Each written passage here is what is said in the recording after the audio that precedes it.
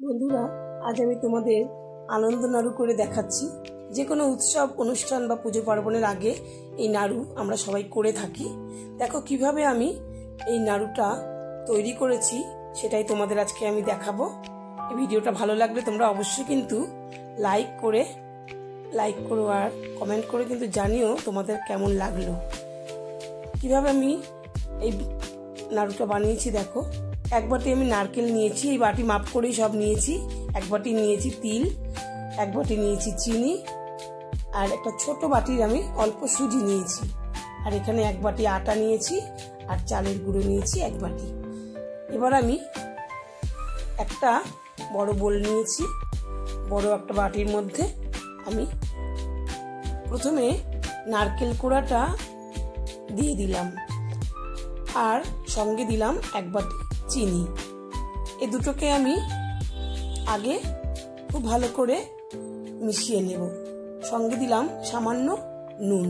একটু মিষ্টি জিনিসে একটু নুন দিলে টেস্টটা তো ব্যালেন্স হয়, খুব ভালো, পানসে ভাবটা লাগে না। তো এবার খুব ভালোভাবে মিশিয়ে কিছুক্ষণ রেখে দিয়েছিলাম, 15 মিনিটের মতন। এবার তারপরে আমি একে একে সব জিনিসগুলো দেবো। দিলাম এক বাটি আটা।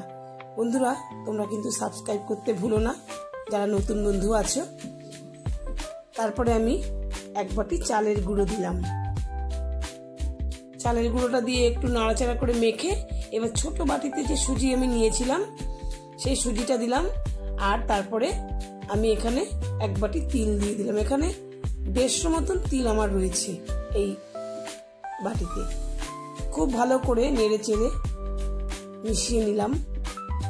এবার মিশিয়ে নেওয়ার পরে অল্প অল্প করে জল দিয়ে আমি একটা ডো হাত তো লাগাতেই হবে, নইলে হবে না। খুব ভালোভাবে মেখে একটু শক্ত, মানে আটা মাখলে যেরকম হয় তার থেকে একটু শক্ত ডো মতন তৈরি করে নিলাম। আর এখানে একটু এলাচ দানা গুঁড়ো করে আমি দিয়ে দিলাম গন্ধের জন্য। সুগন্ধটা হবে, খুব ভালো লাগবে খেতে। আর একটু মেখে দেখো, মেখে নিয়েছি। মোটামুটি ওই রুটি মাখার থেকে, আটা মাখার থেকে একটু শক্ত হবে সামান্য। এবার আমি একটু করে নিয়ে একটা করে আমি বল তৈরি করে নেব। দেখো গায়ে যেন একটুও দাগ না হয়, এরকম করে সব কটা আমি নাড়ু বানিয়ে নিয়েছি। এবার এগুলোকে আমি তেলে ভেজে নেব। নিয়েছি কড়াইতে সাদা তেল, আর গ্যাসের আঁচটা প্রথমে বাড়ানোই রয়েছে। এরপরে কিন্তু আমি একদম স্লোতে করে দেব, একদম কমিয়ে দেব আঁচটা। আর কমিয়ে নিয়েই একেবারে মোটামুটি 12 থেকে 15 মিনিট আমি ভেজে নিয়েছিলাম। কারণ আমার নাড়ুগুলো একটু বড় বড় হয়েছিল, তাই একটু সময় লেগেছিল। কারণ ভেতর পর্যন্ত কুরকুরে করতে গেলে একদম এরকম কমিয়ে না দিলে ভেতরটা ভাজা হবে না। এটা করে আমি তুলে নিলাম। তোমরা যদি আরেকটু সাইজে ছোট করো তাহলে তোমাদের আরেকটু টাইমটা কম লাগবে। মিনিট 10 কমিয়ে ভাজলে পরেই তোমার মোটামুটি হয়ে যাবে।